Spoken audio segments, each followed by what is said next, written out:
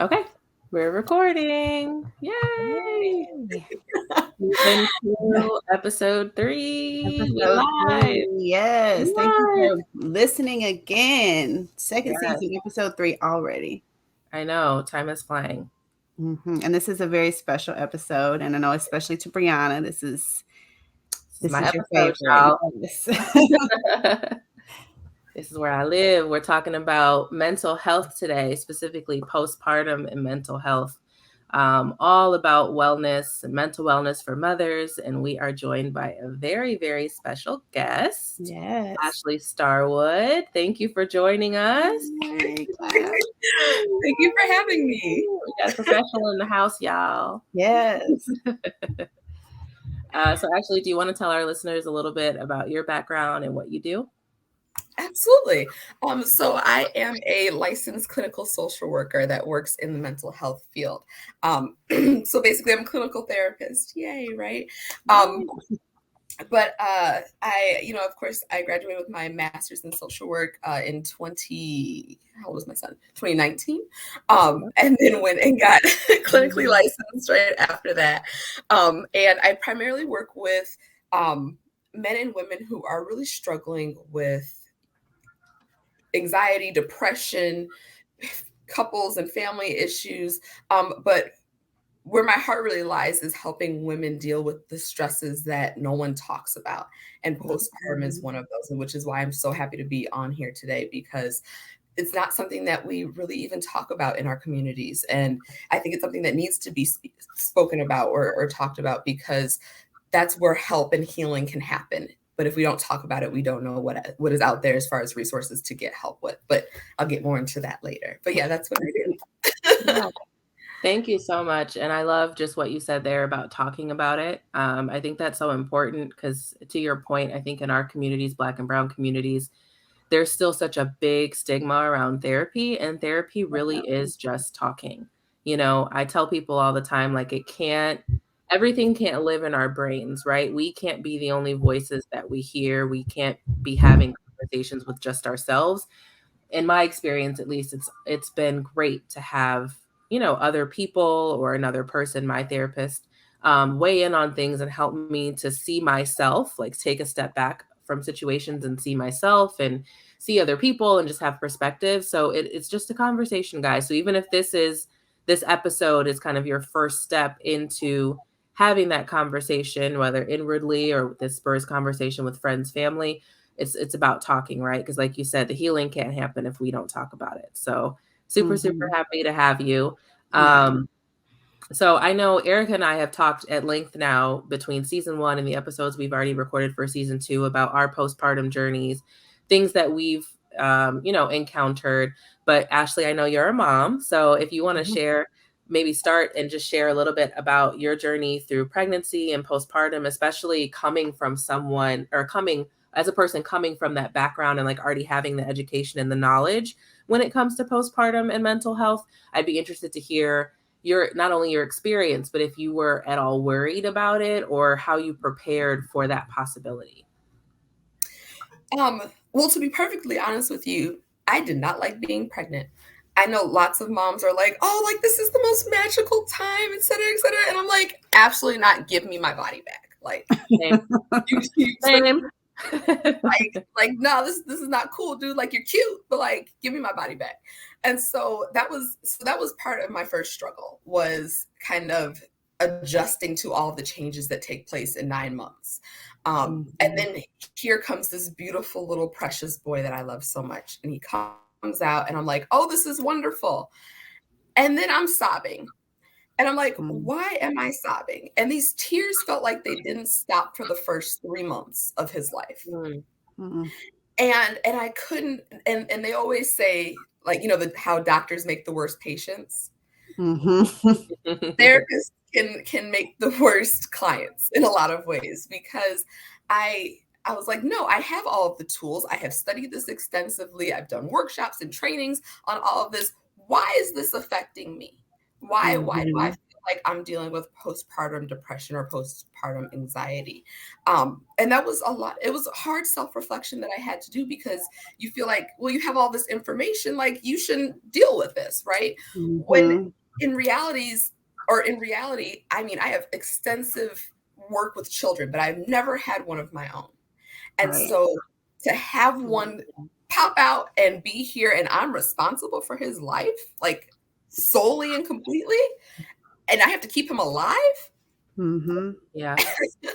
And I remember reading in one of my trainings that having a baby, whether you have C-section or a vaginal birth, is equivalent to getting into like a really bad car wreck. So Mhm. Wow. yeah, so essentially you're put into this position to where you just had a very serious car accident, and then now you have to take care of yourself and take care of this little human and your Mhm. home and whatever else is going on in your life. Mhm. Now, luckily, I have an amazing husband who was very supportive throughout the entire process. And I think that's a lot of the reason as to why I felt like I was able to work through that difficult period in time. And then we haven't even talked about breastfeeding because that's a whole other beast in Oh, it. Oh my gosh, yes. yes, it's it definitely is. Which was another factor that added on to the fact that it was Yeah. like, wait, so I have this little human and now breastfeeding is hard? Like I thought Yes, it's just right. supposed to word out, like, Exactly. and This is he's what we're gonna made to do. It's supposed to just happen. Yeah. and it did not Mm-mm. happen. So Mm-mm. so all of that to say, even with having all of the tools that you can have, it's something that can still affect you. And that's why even for me, I had to reach out and to my support system for help. I had to reach out to people who had been there and had felt that. But that wasn't easy to do even still because a lot of people don't talk about it. They don't even Mhm. recognize that they're experiencing postpartum depression or Mhm. postpartum anxiety. They just think that, oh, this is, you know, the normal baby blues. Yeah. Mhm. Yeah, and I think that's oh, go ahead, Erica. I was gonna say, I think it's really important for you to, and I know we'll get into it, but maybe kind of break down exactly the difference between Mhm. postpartum anxiety, postpartum depression, and baby blues, because I think it can be confusing for a woman that's going through it. Like I know now what I was going through, but at the time I didn't know what was going on. Yeah. So, postpartum depression is an inexplicable or unexplainable sadness that you're feeling. You Mhm. don't know why you're sad. You're not motivated. You don't, maybe your self-esteem drops. Maybe you don't like how you look after you had baby. It's hard for you to get up and get out of bed. And then here comes this like level of guilt because it's like, no, I just had a baby. I should be able to get up and do all of these things. But it's Mhm. like your mind is literally telling you that you can't. And it's very much an imbalance or a chemical imbalance in your brain. Everything that's Mhm. happening with your hormones and your body is now traveled up in a lot of ways. I mean, it's all of course interconnected, but it's now traveled to your mind. And now your hormones are out of whack. The chemicals in your brain are out of whack. Everything is off kilter. And so that's where kind of the guilt comes in. But which then makes the depression worse because you feel as though you should be doing more than what you can actually do. Yeah. Um, Whereas postpartum anxiety is very similar to just a general anxiety disorder where you are experiencing intrusive thoughts and extensive worry. You are thinking of the worst possible case scenario happening to your baby at any given time. And again, that's something that moms don't talk about because it's like we have this thought of, and I'm just gonna just throw it out there, like, what if I just, drown him in the tub? Or what if I, Mhm. you know, drop him down the stairs? And it's like half of your mind is saying, no, that's like a wild thought. Why would you think that? Shame on you for thinking that. You don't want that. And the other half of your mind is literally struggling with, why am I thinking that? Mhm. Do I Mhm. want that? Do I not want to be a mom? Did I not sign up for this? Um, Mhm. and we have to recognize that that's not you, that's the depression talking. That's your Mhm. hormones being out of whack talking. That's the chemical imbalance in your brain talking. It's not That's not what you want for your child. And then there's something called postpartum psychosis, which this is where things get a tad dangerous, right? Because it goes from, you know, not wanting or not understanding why maybe you're lacking connection with your baby to not wanting the connection and then wanting or trying to cause harm to your child. So it's all about kind of levels of safety when it comes to postpartum. But most people struggle with postpartum depression or postpartum anxiety. And it's like postpartum anxiety is like a consistent panic attack. It's like you are you feel as though the world is ending, or that everything bad is going to happen at once, and you can feel like the sense of panic and dread start to take over you. That's more of the anxiety, where the depression is more the lack of motivation, unable to do things, unable to like function as a mom, not being able to find joy in things that you used to find joy in are big indicators of depression. No worries. So thank you for sharing all of those different disorders or conditions, because I feel like now that postpartum depression is a little more public, people talk about it. It's not like a shameful thing. I don't think people realize that, one, that there's levels to it and what those levels are. And then two, that there's other things as well. Like, I never knew that postpartum anxiety was a thing. I didn't either. That like No it idea. totally makes sense But it that makes it's a sense. different Yeah. thing from depression for sure. Yeah, my cousin, we had her on last episode for our 4th trimester episode. Her son will be 4 months on the 14th. And before she had her son, she was having like intrusive thoughts. She's like, I'll be driving and I'll just be scared that, you know, a light pole is going to fall on my car. And like to the point where she, you know, is about to, like on the verge of a panic attack. And now that she's had the baby, she thinks the house is going to catch on fire. Or if she's not in control of the situation, like if her husband's driving, she thinks that, you know, something's going to happen in the car or whatever. And I wonder, or my question to you is there an increased probability of a mother having a postpartum depression or postpartum anxiety if they already have it pre-pregnancy? And if so, is there a way to kind of manage that? I know for me personally, I've had bouts of depression before, and I've had anxiety. According to my therapist now, I don't have either, but I have like still have my episodes. I have my tools to kind of control it all. But while I was pregnant, my anxiety was crazy. And she actually offered medication. I'd never been on medication before. And I was like, I'm not going to start now that I'm pregnant. But I'd be interested to hear from you, Ashley, like your thoughts, or if you know for sure, like whether or not there's such thing as like that predisposal, you know, based on what you've been through before, and kind of what that looks like treatment while pregnant and even postpartum.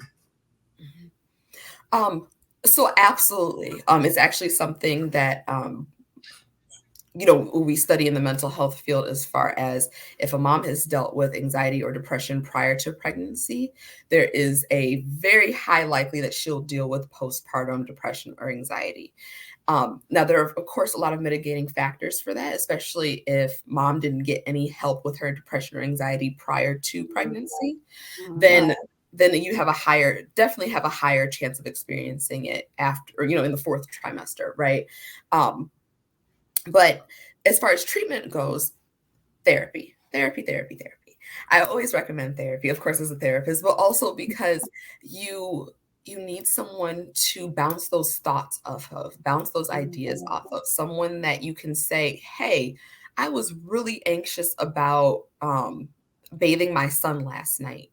And I felt as though I was going to do something, even though I didn't act on it and I don't want to do it. I had this thought. And I keep bringing that up because that's something that I often hear a lot in sessions when it comes to like bath time and caring for a child. All of that to say, making sure that you have those tools, right, to deal with your depression and your anxiety prior to pregnancy, and then coming up with a plan. Most likely you and your therapist will come up with a plan of how to deal with postpartum, right? When those feelings start to rise and bubble up, what do you do with them? What do they mean? When do you know when do you know that you need to call someone? When is it more than just a thought, and when it becomes like an action, that's when, okay, me and baby are no longer safe. I need to reach out to someone about that. So making sure that you have those tools that are, of course, catered to you, which you'll only get more so through a therapy session or through working with your therapist. But having that that outline of, okay, I know that when I'm really highly anxious, I need to do A, B, and C because that's part of my plan. and then going from there. Yeah, those tools are important for sure. With you and your postpartum, so would you say that you had postpartum depression and anxiety, or just postpartum depression? I would say a little bit of both. Because of course, me being the therapist, I was like, I'm not gonna go to therapy. I have the tools. I know I'm gonna be able to use them. And I do not recommend that for people, because second baby around, I will absolutely have a therapist for myself. Because there's no shame in going to therapy. But I told myself, no, I'm superwoman. I can fix it all. I can work my way through this. All of that to say, I would say I had a combination of both. Just those bouts of tears and mood changes, and I couldn't figure out why. And it was nothing anyone was doing. It was just the weight of me realizing the responsibility that I had to nurture and create this wonderful little person. That felt like a lot. And it was like, whoa, like the most I've taken care of is like my cat. All of a sudden I have a husband, a baby, a whole child. Yeah. Yes.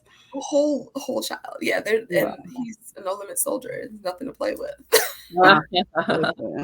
We all have that. Now, I would say, now, we didn't really touch on like baby blues. That's definitely different from the postpartum depression and anxiety? Because I feel like personally, I didn't have issues with like crying a lot or feeling super anxious. I just was like, super even keeled, but just down. Like I just didn't feel happy about anything. Nothing really made me smile.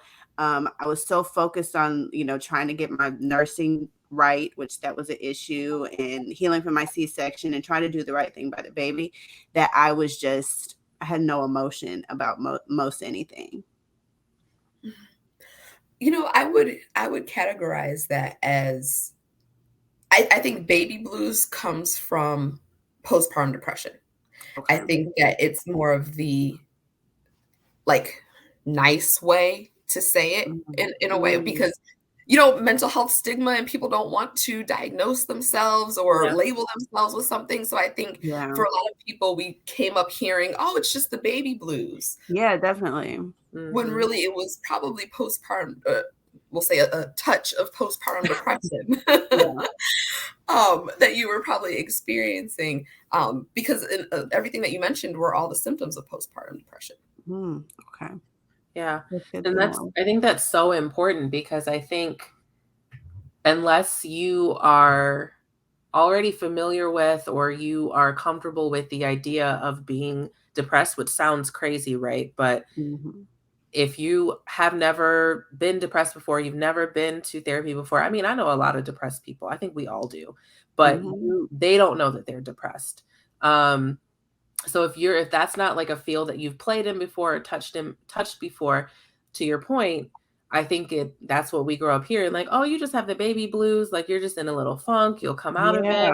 And I almost think that's can almost push you further into what is actually your postpartum depression, because it's at least for me, it felt more isolating. In my case, I feel like it came on a little later. Like in the beginning, I felt okay, but then towards like the end of the second month, the beginning of the third month, similar to what you described, Aryka, I wasn't having like any thoughts of harming Trey or anything like that. I was just like, okay, I'm done. Like, I don't want to do this anymore.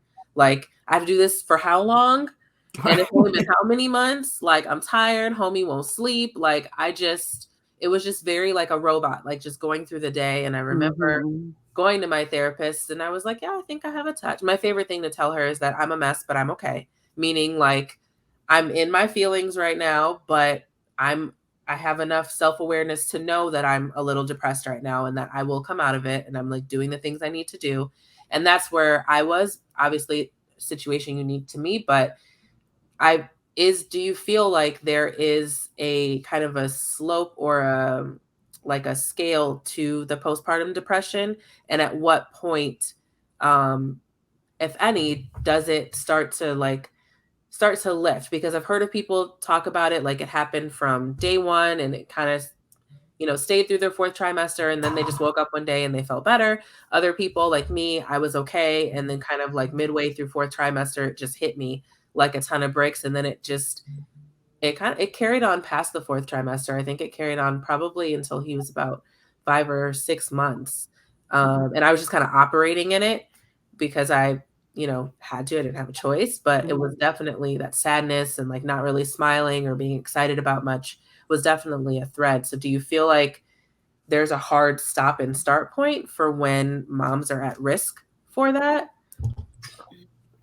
I want to say absolutely, but it absolutely does depend on the person. So in general, in the field, we say the first year you could experience postpartum depression or anxiety. Wow, I didn't know that. Me either. Yep. So the entire first year, you are susceptible to feelings, some of those feelings, whether it be depression or anxiety. So that's why especially like your 6-week checkup, most gynecologists do like an assessment of some sort because they want to check for it there. But then it kind of stops, right? Like once you get I don't know about y'all, but once I had my new form of birth control, I was like, okay, cool, let's go, right? And then didn't go to the doctor afterwards. Didn't feel like I needed to. Everything was healing fine. Let's just keep everything okay, right? So then people don't. And I'm sure a lot of people were just like me who didn't go back to the doctor.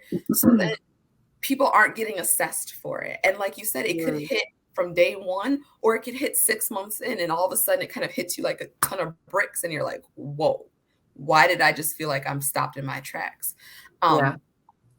There's no sort of like scale for it until you start talking about it going from postpartum depression to postpartum psychosis. That's when there's that like leap, I guess you could say there. But as far as postpartum depression, I think even when we were talking about like the baby blues, I started to think about how removing that stigma then brings that opportunity to talk about it, which then brings that information and more so accurate information into what's happening with you, right? So kind of all of those things combined to say that, for the first year, it could happen to anybody. It doesn't matter how many resources you have. It doesn't matter how little resources you have or what support system you have, what type of child you have. It could hit at any given time. And I think a lot of it has to do with how, of course, everything happening around us, but what's also happening within us. If that answers your question. Definitely. It definitely answered it. I had no idea that it could go on for a year or that it could start at any time within that first year. I think that's really important, not only for mothers to know, but also, to your point, for support systems and partners to know, because I think for the most part, like I said, I think postpartum depression, like the term has been thrown around so much now recently, like in the past 5-10 years, that I think, like I know in my situation, like Trey's dad knew what it was, and like we've been together forever, so he knows that, I go to therapy and all that. And so I was kind of like letting him know, like, yo, like I'm doubling down on the sessions because I just knew in my gut that I was going to have it. I was like, if ever a time for me to like slip into a depressive episode, this would be it, when like hormones are going crazy and, people are susceptible to that anyway. But I think that it's important to let them know that this is not like a 2-week or 3-week after the baby comes out thing. This is like a 52-week after the baby comes out thing, and like kind of high level signs of what to look for. So do you have anything that we can, tell our listeners now that they can cascade to their partners, like things from the outside looking in? Because I feel like a lot of what we experience is internal, to your point, right? And if we're not comfortable, or if we don't have that person where we can say, hey, he won't go to sleep and I'm really contemplating some crazy stuff right now, or even like just in me and Aryka's situation, like I'm just not feeling it. Like nothing is just making me smile. What can people look for on the outside where they can kind of say like, yo, she might need some help. Like, are you okay? And to make sure that, people are just preparing their support systems to help them should they, get one of these disorders. Absolutely. So being cognizant of I'm going to speak in terms of like partners. So if you have a partner who just had a baby and all of a sudden their mood shifts down, they are no longer wanting to participate in things that they really enjoyed before. They no longer want to spend, alone time with you. And it's not something that you did, but more so they just want to isolate themselves. If they are tearful, bursting into tears randomly, or something that's setting them off that you wouldn't expect that to set them off. So a lot of tearfulness, you'll see a lot of avoiding people. So, a lot of people say, it takes a village to raise a baby. So when you have that new mom who is avoiding her mom or is trying to handle it all on her own, and you can see that it's crushing her, those are huge indicators or signs of postpartum depression. And just being mindful and aware of what you notice that your partner's doing that's different. Of course, things are going to be different because here's new baby, right? But really looking out for those signs. Tearfulness is a big one. That's one that I often see, as well as isolating from others.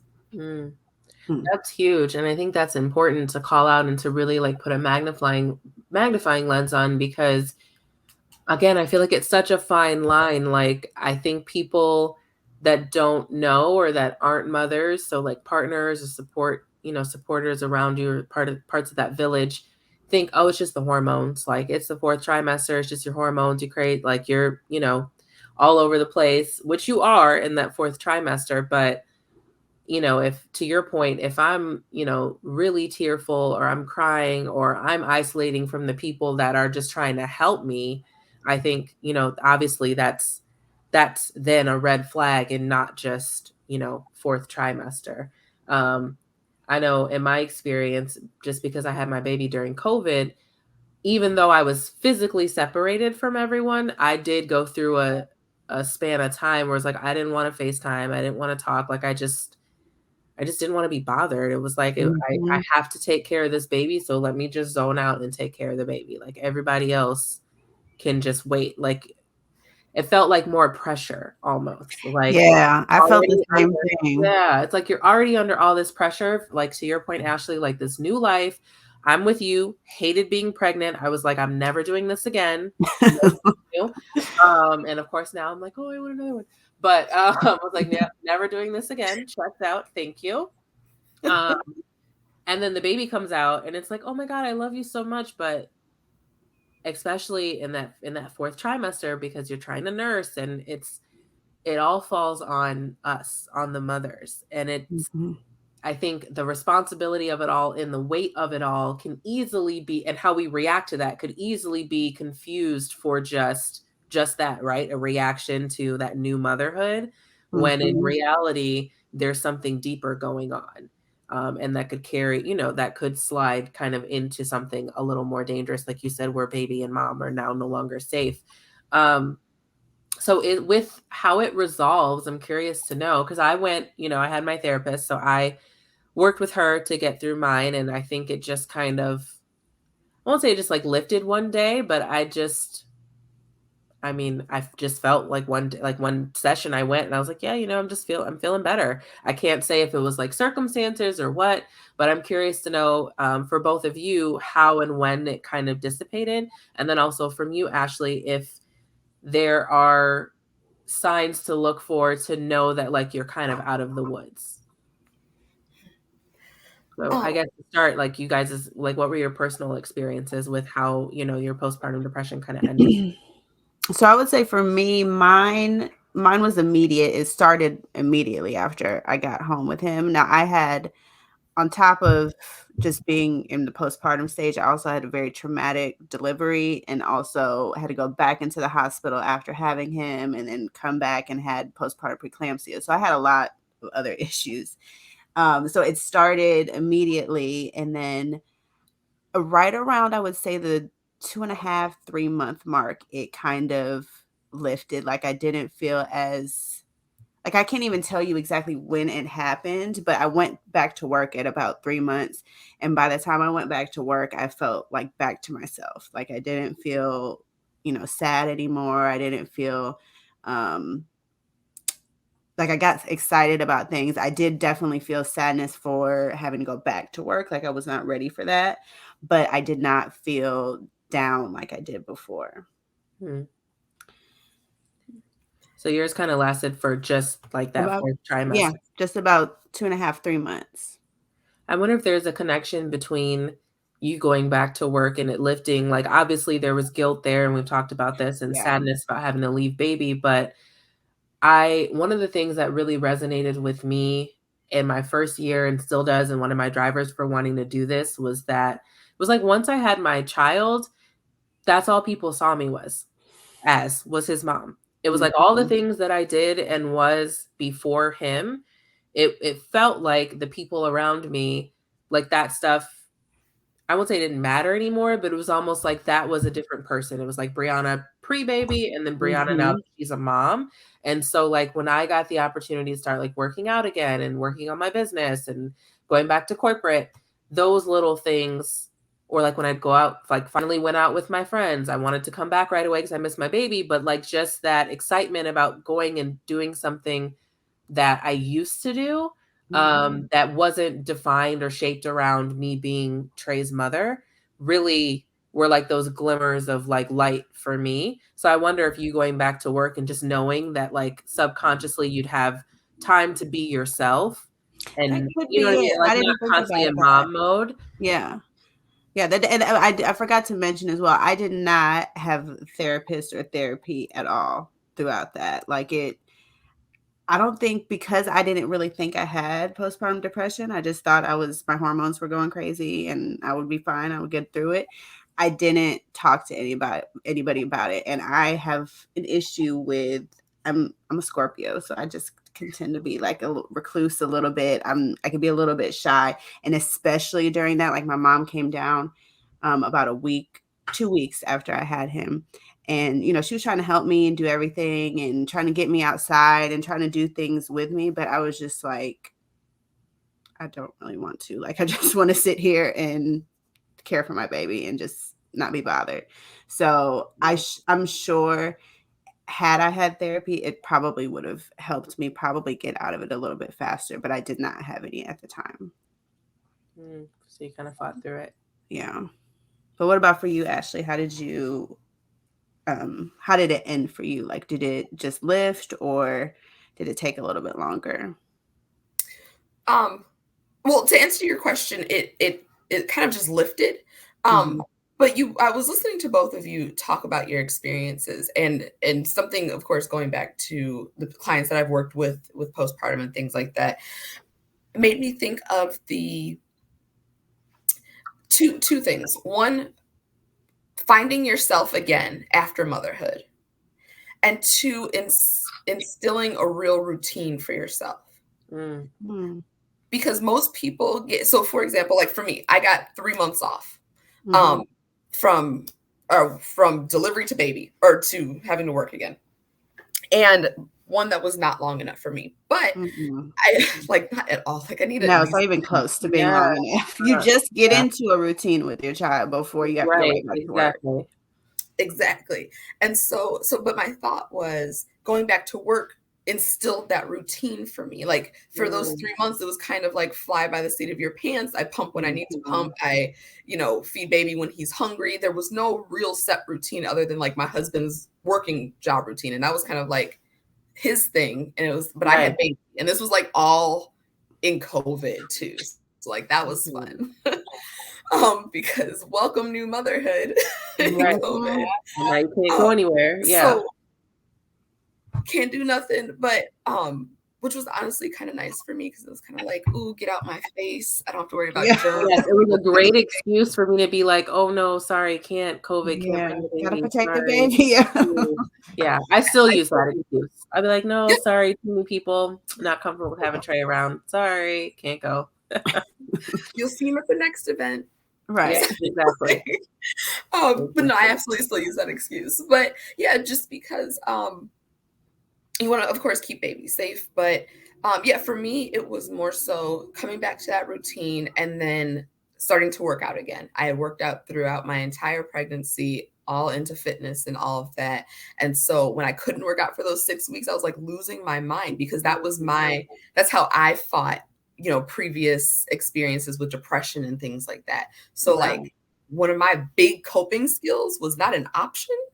Like, and then Yeah. trying to find the time for it, even after those 6 weeks and I'm approved for it, that was hard. But once I started back working, it was like, okay, I can go to the gym after work. And then literally a month after I started working, the world shut down. So that was Right. It's like another curveball gets thrown. Right. another one. But yes, I think what I've noticed just throughout my clinical work is that having a routine and finding yourself again in the midst of being a new mom is really what helps with postpartum. Yeah. I think that's such a good point too, because I didn't even realize it until you said it, like the importance of routine, which I know is important for me personally. And now that you say that, I wonder if it has something to do with my anxiety, because I literally just told my sister earlier today, I was like, my feathers get ruffled when things happen and it throws off my plans. Like our mom threw a curveball and what I had to do. And I was like, oh, I'm losing it right now. But like there's familiarity in routine. And I know in my experience with my anxiety and like little things I've noticed that I do, like I'll watch a movie that I've watched 50 times just because it's familiar. So it's almost like a little hug. Like I know there's no surprises. I know it's going to happen. And fourth trimester is the complete opposite of that. Every day is a surprise. There is no routine. You have no idea what day it is. You don't know what time it is. Everything is on the baby's schedule and there is no predictability. And so I think for some, if you're already predisposed to that, or even maybe this is becomes a trigger, like that lack of routine, now that you're saying it, I think really was part of what really contributed to it for me. I had nothing steady to hold on to. Like everything was swirling around me and I had nothing to like steady myself against. And so that made it easy for those feelings of anxiety, which then for me roll into depression, to kind of like start bubbling up again. And that around like the 5-6 month mark was when I started working out again, which I wasn't like super really working out beforehand, but it was a routine. I'd get up at a certain time every day so I could fit the workout in before Trey's dad went to work. And that routine really like gave me like a sense of purpose, which sounds crazy because my baby obviously is a huge sense of purpose, but it's like something that was for me. And if I missed my workout, I was just like devastated. Like, and can't you work out at home? Can't you? I was like, no, you don't understand. Like I get to get in the car and drive by myself and listen to what I want to listen to and like have this time and just be me and be an not individual again, not just be mom. not Trey's mom. And that to this day is really, really important to me. Having those spaces of time that are just for me, because I do a lot as we all do, I'm sure, like to support friends, family, partners, etc. Plus being a mom, like I need that little slice of the day for myself or I'm gonna be not that happy, because you're just kind of existing for the sake of others, really. So I think that's such a good point. That is. It's something I didn't even ever think about. Yeah, me either. Yeah. So I had another question come to mind, especially with my situation where I didn't have a therapist at the time and didn't really know exactly what I was going through. Do you have any tips, Ashley, for a woman that is going through or feels like she may be depressed or have anxiety that she can do by herself if she doesn't have access to a therapist? Because, not everybody does. They can be really expensive. They might not have accessibility to somebody around, or maybe they haven't been able to find one that they really feel comfortable with. Just like some little coping mechanisms or things that they can do for themselves to kind of help them get over that hump. So my first thought is, when approved by your doctor, exercise. It really does get the happy chemicals in your brain going so that you can start to rebalance that, right?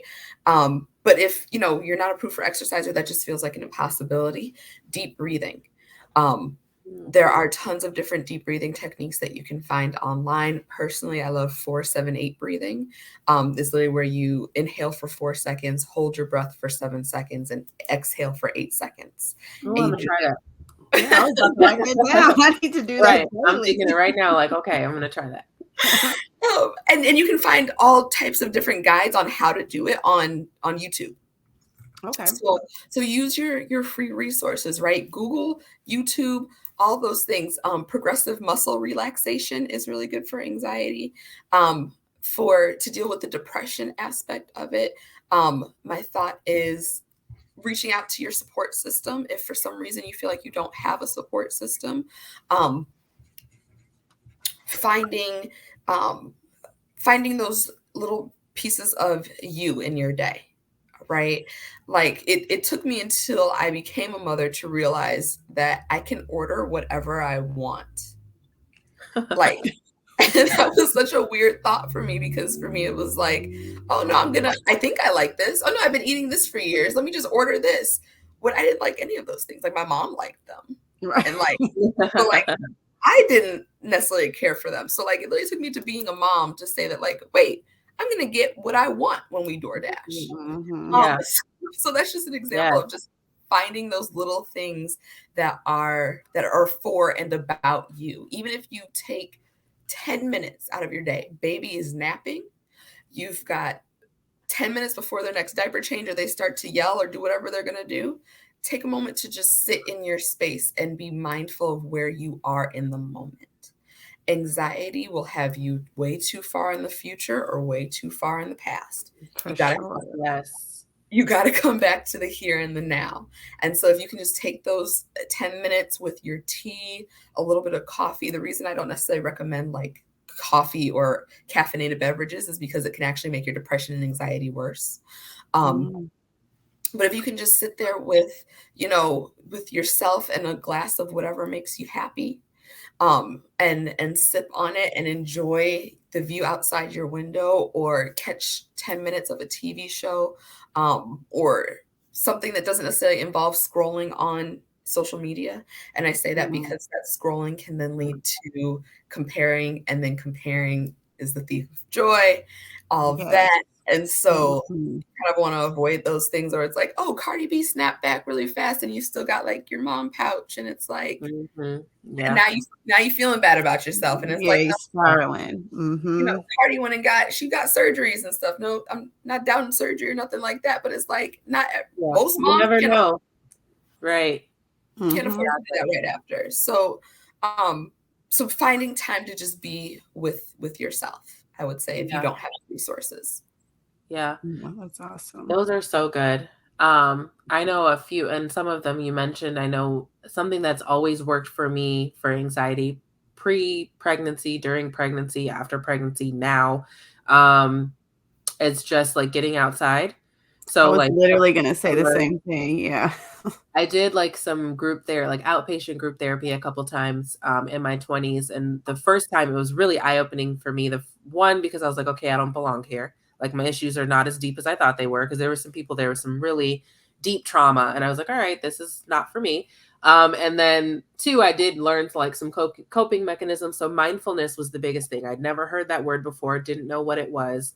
And I think we all have a tendency to live or think and get buried in something other than what's happening right now. I know for me, it's always the future. It's fortune telling. Like I'm always trying to predict or create a future scenario in my mind. And if I get too far ahead, forget about it. Like I'm on the anxiety train and I'm not stopping. So mindfulness, like getting outside, just feeling and taking in, especially on a day like today. So in Illinois, it was like 90 something degrees today. It was so nice. Here too. I was like, I just have to get outside and like feel the grass, feel the wind, feel the sun, and like ground myself in what's happening right now. And when I was in my 4th trimester, it was COVID, everything was shut down. But that as soon as I was able to, I used to take Trey for walks just to like get outside of my house. I think so many moms, we end up confined to the 4 walls of our home for whatever reason, especially in today's climate, because it's still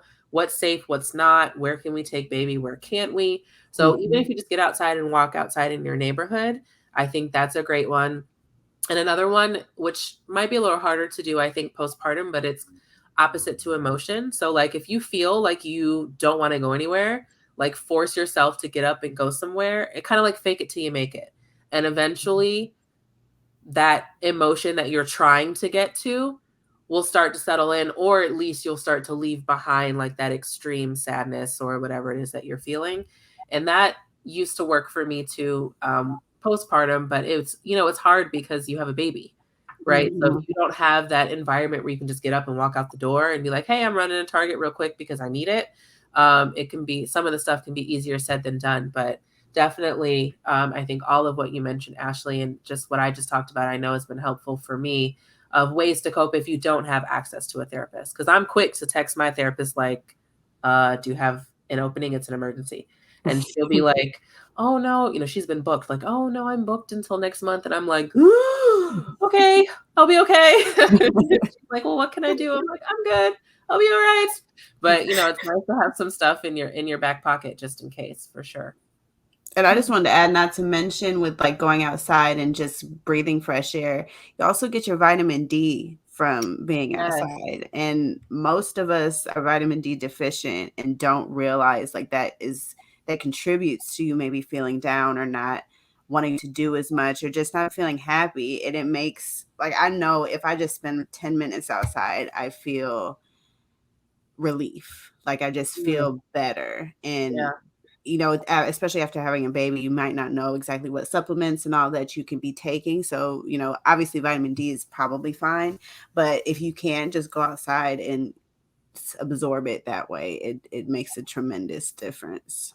Yes, definitely. And that's the best way to get it, just being outside and also, having your baby outside. I have the best memories. He couldn't even say anything, but just like his little cute face scrunching up against the sun. And it was just me and him bonding time. And it felt, those were the moments where I was like, you always feel like you love your child, right? But when it's 2 a.m. and you're running on 30 minutes of sleep and he's screaming, it can feel, if you're in that postpartum depression mode, it's like, yo, I need, like, it's critical right now, bro. Like, you gotta go to sleep. Like, I love you, but you've got to go to sleep. Yeah. But those moments where we were outside and just walking and, playing together are those moments where I'm like, this is amazing. You know what I mean? Like, those are the things that I remember fondly from my fourth trimester, and those kind of like little glimmers of hope when I was going through that postpartum depression, for sure.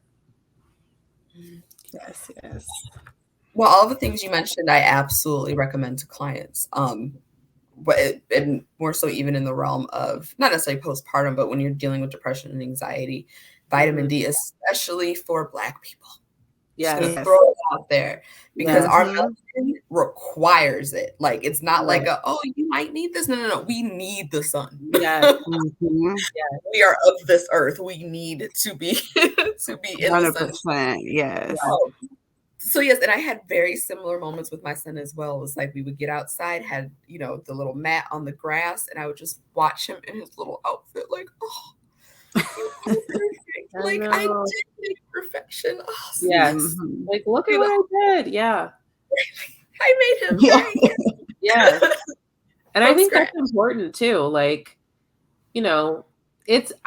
we can brag on ourselves. I think we say that a lot in almost every episode. Like, being a mom is not easy. However you come to become one, however you give birth, however you get your child, this shit is hard. Like, it is hard. It's hard just to exist. And like, especially as women, we're already up against so much. And then when you throw another human into the mix, it's hard. So I would say to like all of our listeners, and of course, to the three of us, like, give yourself credit just for getting through, whether you're getting through and you're dealing with, a postpartum mood disorder or not. Either way, it's hard. And definitely lean into yourself, lean into your resources, lean into your support system to help you through wherever you are on that scale. Whether you're entering into that postpartum depression or more, or you're feeling happy. If you're one of those moms that's feeling happy, check in on your other mom friends and you can be a resource and a support for them. I just think it's so important to celebrate becoming a mother, making a child, birthing a child, and then raising a child. All hard. And we need to congratulate each other and ourselves every day, honestly, just for making it through. I tell my friends all the time that have kids, you vent to each other like, today was just really hard. I feel like I'm not doing anything right. It's like, yo, the kid is alive. He's healthy. He's happy. Right. You did a good job. Right. Bravo. And you're alive. You're healthy. You're happy-ish. Like, we're good. 10 out of 10 for sure. Definitely. Yes. I have to say this has been so informative, and I've learned so much. It's just amazing that there's so much, like, we thought we knew a little something about postpartum and mental health, but Ashley, you have given us so many good nuggets. We just want to thank you so much for joining us. Yes, thank you. I'm really glad to be here, just because 50 to 75% of women deal with postpartum depression, but only 4% of Black women actually get help for it. Wow. So it's really important to host these podcasts and to have these conversations. Like, you guys are bringing this to the forefront and to the masses, and it's so important to do, because there are women out here who are struggling at this very moment who will listen to this and say, you know what, Aryka and Briana J, they said some really important stuff today, or they brought it to my attention. So I applaud you guys for having the platform to use for mental health. Thank you so much. And we need you to shout yourself out. So we need you to let everybody know where you can be reached about your business, so anybody in the, the Chicagoland area can reach out to you. Yes, for sure. Perfect. So my website is leadingwithlovellc.com. Oh, that's so cool. It does scroll to the bottom. Sorry. You can find me on Instagram, on Facebook, all Leading with Love. Leading with Love Therapy and Wellness Center is my Facebook page. And then Ashley Starwood LCSW is my other Facebook page as well. And then my IG, Ashley Starwood, and then Leading with Love LLC. So yeah, you can find me on there. I'm pretty interactive on my social media pages, so feel free to comment. And as Aryka was saying, I do have a private practice. I can actually serve the entirety of Illinois because I'm 100% virtual. Hey, that's amazing. Awesome. So, and I'm working on Louisiana and Georgia as we speak. So awesome. I'm trying states. So yeah, so feel free to reach out to me. And then of course, if you are really struggling and having issues, also please remember to call 911 in case you are in crisis.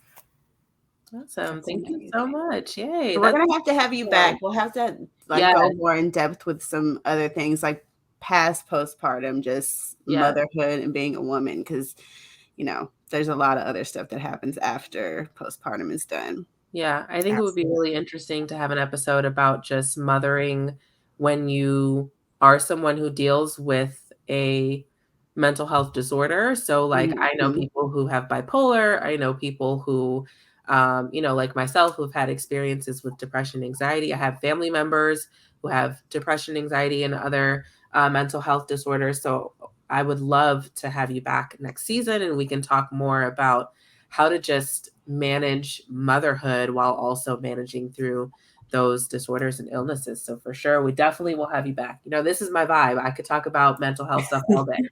Yes. Mental health and motherhood. I could talk about them all day long. Definitely. I would love to be back. So yes, you have to. Awesome. And we definitely want to hear from our listeners as well.